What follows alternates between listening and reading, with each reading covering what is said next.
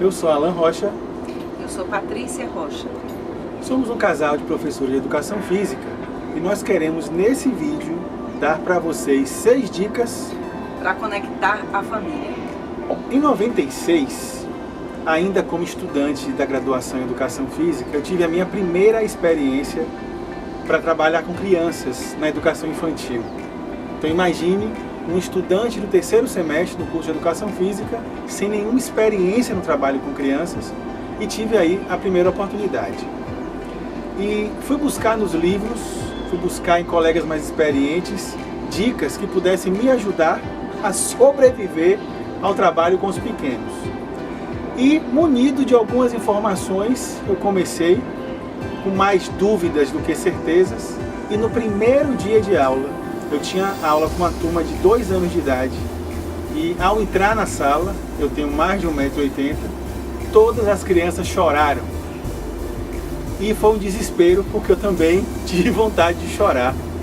E fui ajudado pelas minhas colegas professoras, em que me deram algumas dicas, que eu não deveria entrar na sala em pé, deveria entrar ajoelhado, conversar com as crianças. E por que eu estou contando isso? Porque a gente quer ajudar as famílias, e principalmente aqueles que têm filhos pequenos em casa, a entender uma coisa que eu aprendi de uma forma muito não convencional na escola, que é, nós precisamos saber entrar no universo infantil. E o brincar, a ludicidade, é uma das principais portas que nos ajudam a acessar o universo infantil.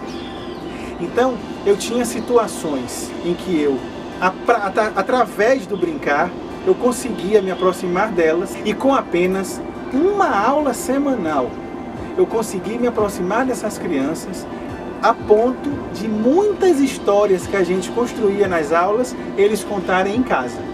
E aí tem uma situação muito engraçada que aconteceu com uma aluninha de 3 anos chamada Vitória, que numa das aulas, e a gente trabalha muito com jogos cantados, jogos que imitam bichos, imitam situações reais, existia aí uma música chamada Cobra Caipora, que foi criada pelo professor Antônio Bahia. Ele traz nessa música um jogo de imitação de uma cobra caipora.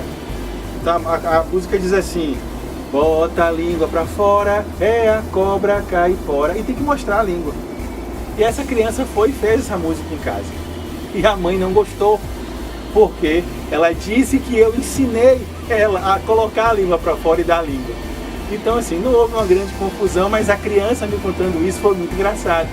Ela disse: tio Alan, minha mãe se retou com aquilo que você me ensinou, mas aquilo me mostrou de uma forma humorada como é importante, como eles valorizam o brincar.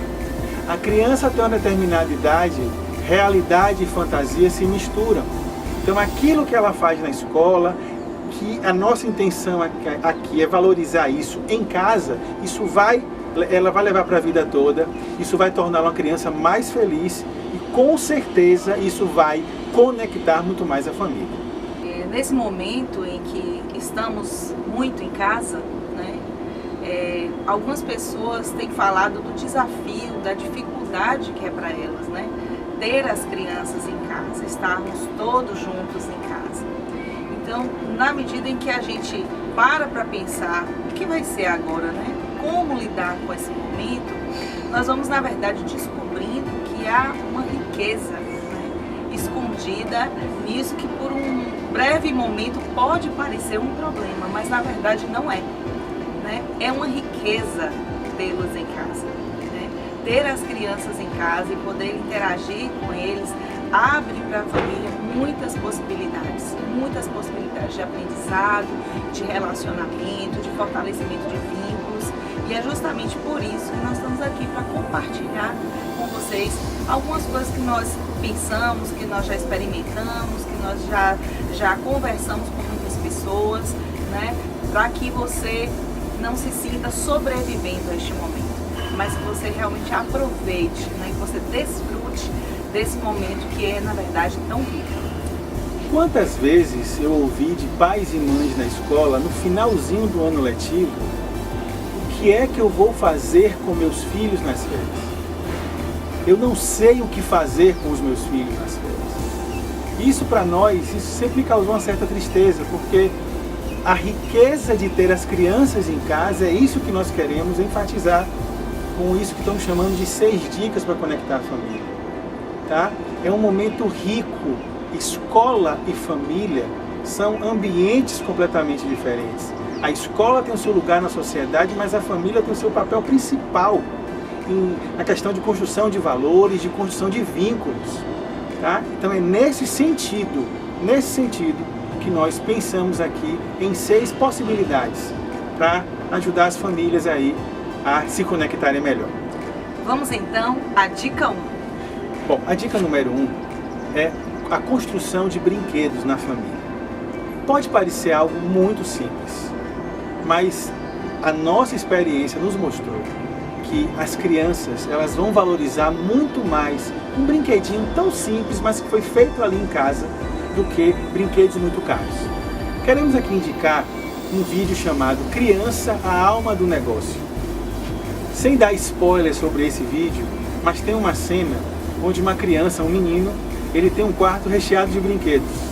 Mas quando a repórter pergunta para ele qual o brinquedo que ele mais gosta, é um bonequinho pequenininho diante de tantos brinquedos caros.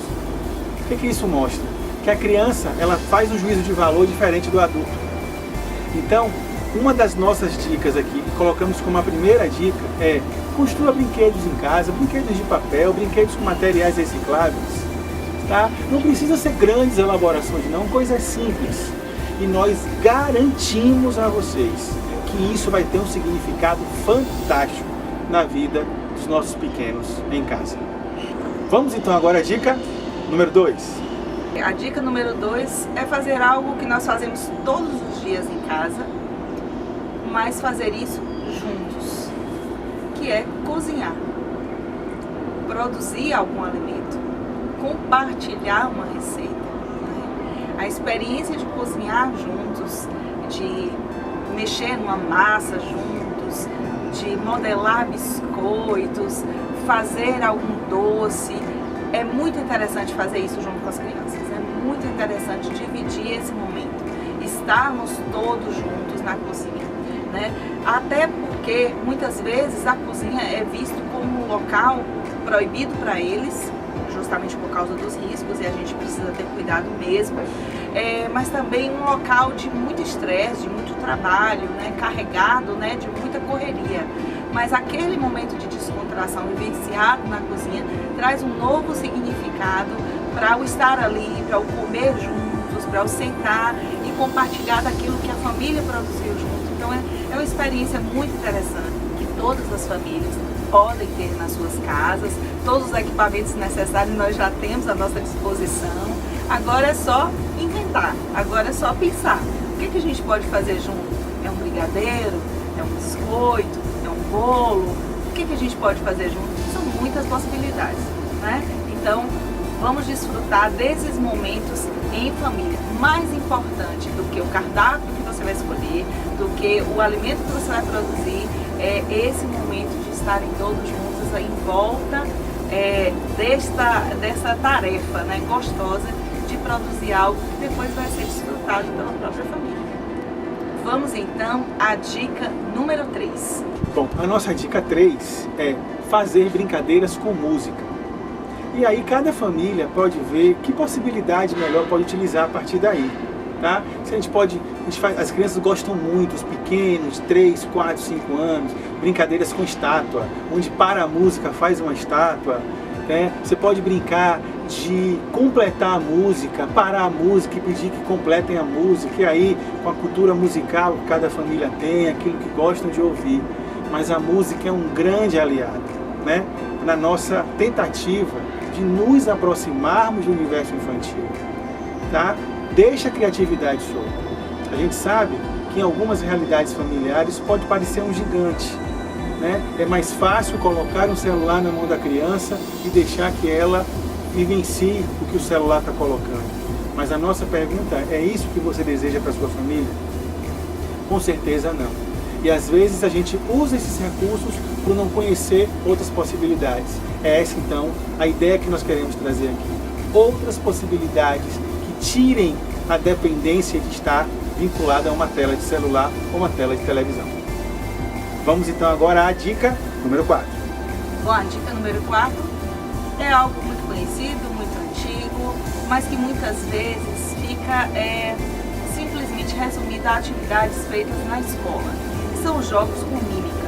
Crianças pequenas, né, especialmente as crianças pequenas, elas gostam muito dessa comunicação, que são jogos de imitação. Elas sentem uma identificação muito grande com os jogos de imitação. Mas mesmo depois que elas crescem um pouco mais, a mímica é algo que é sempre desafiador, né? A leitura do movimento, a leitura do gesto é desafiador até para os adultos. Então, os jogos de mímica, eles abrem muitas possibilidades de uma brincadeira que é feita com pouquíssimo material.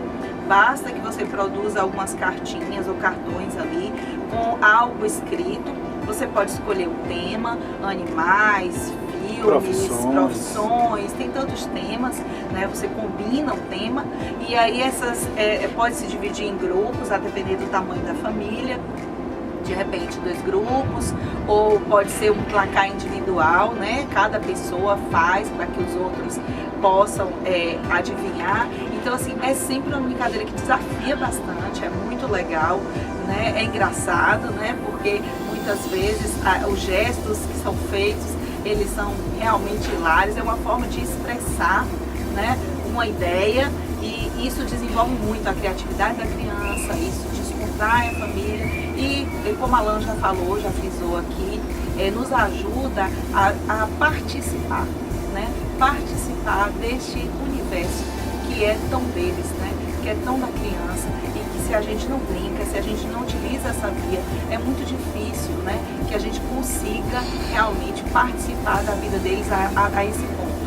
Eu fico aqui pensando que muitas vezes a brincadeira, a descontração, o lúdico, a alegria fica reservado para a escola, né? As crianças, especialmente as crianças pequenas, elas gostam da escola, elas sentem falta nesse momento agora em que elas não estão podendo estar presencialmente nas escolas. A gente sabe o quanto elas sentem falta. Mas o que será que elas sentem falta? Por que será que elas têm tanta falta da escola, né? A escola para elas significa um momento de encontrar amigos e de brincar muito. Mas eu fico pensando, o que é a nossa casa para os nossos filhos, né? O ambiente da casa tem cara de quê? Tem cara de descontração? Tem cara de alegria? Tem cara de brincadeira? Às vezes a gente, pela correria do dia a dia, pelas muitas pressões que a gente sofre, a gente não para pensar nisso, né? Tem cara de quê a minha casa? Né? Como a criança se sente? Como ela representa a casa dela? Então a gente precisa realmente parar para pensar, né? E investir nesse momento, justamente para a gente ressignificar o espaço da nossa casa e os nossos relacionamentos, os nossos filhos. E vamos agora à dica número 5. A dica número 5, a gente pode descrever aqui que valoriza a contemplação, a observação sem um tempo determinado, né? Para algumas pessoas a palavra ócio parece uma coisa negativa, mas o que é que a gente faz no nosso tempo livre? Uma vida tão corrida que a gente tem.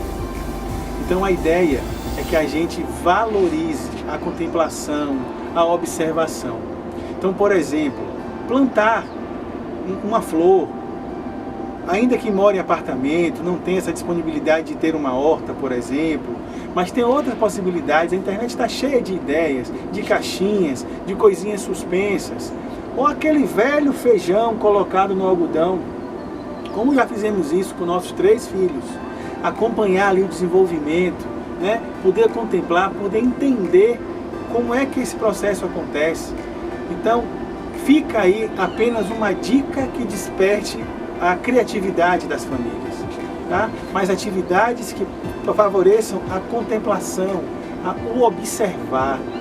A gente sabe que quem mora aí nas cidades, com poluição, é difícil até a gente se alegrar em ver o sol e ver a lua à noite. Isso parecem coisas que a gente não tem direito de fazer. Mas o tempo livre é um direito garantido por lei. E a gente precisa pensar, enquanto família, o que é que a gente vai fazer ou como a gente tem gasto o nosso tempo livre, ou até se nós temos tido tempos e momentos livres. Vamos então agora à nossa dica número 6. A dica número 6 é fazer algo que as crianças amam mesmo, que é inventar coisas que são teoricamente feitas apenas em ambientes abertos, reproduzir isso dentro da nossa própria casa, na sala de casa. Por exemplo, um acampamento, né? Que criança não gosta de fazer aquele velho acampamento na sala, né? Criar uma barraca, inventar uma forma de acampar ali. O acampamento na sala, ou até um piquenique, por exemplo. Lá na minha casa eu já tive essa experiência com a nossa filha mais nova, ela gosta muito, né, de fazer piqueniques. Então já tem umas toalhinhas lá separadas. Então um dia ela estava sozinha brincando, só ela e os brinquedos, eu queria muito fazer um piquenique. Eu, né, e o meu filho mais velho e ela, e a gente sentou lá do lado de fora, e as bonecas dela, importante, porque são assim, convidadas especiais no piquenique. E a gente compartilhou um momento de lanche, realmente, o nosso lanche da tarde, compartilhamos, tiramos foto, e aquilo foi muito bom assim para ela. E assim, esses momentos de piquenique que a gente pode fazer na sala de casa, a gente pode fazer em qualquer ambiente da casa, são muito interessantes para que a gente converse, para que a gente faça até essas brincadeiras que a gente está sugerindo, para que a gente tenha momentos, por exemplo, de leitura, de estímulo à leitura, né? Trazer a leitura para a criança de uma maneira lúdica, de uma maneira divertida, não como algo impositivo, né? Ela já tem muitas tarefas na escola, ela já tem muitas leituras que elas têm que fazer. Elas muitas vezes não leem pelo prazer de ler, muitas vezes elas leem porque elas têm que ler, né? E como é importante estimular a criança a amar ler, a gostar dos livros, né? Então esse momento de piquenique é um momento bem interessante também para fazer isso, fazer roda de leitura, ler coletivamente um livro, conversar sobre esse livro, né? De repente pensar num final diferente, imaginar como seria, né? Se fosse aquilo fosse realidade. Então isso é muito interessante, são momentos que são valiosos e que a gente pode compartilhar com a família. Bom, esperamos que esse vídeo colabore com as famílias no sentido de repensar como tem sido a convivência familiar.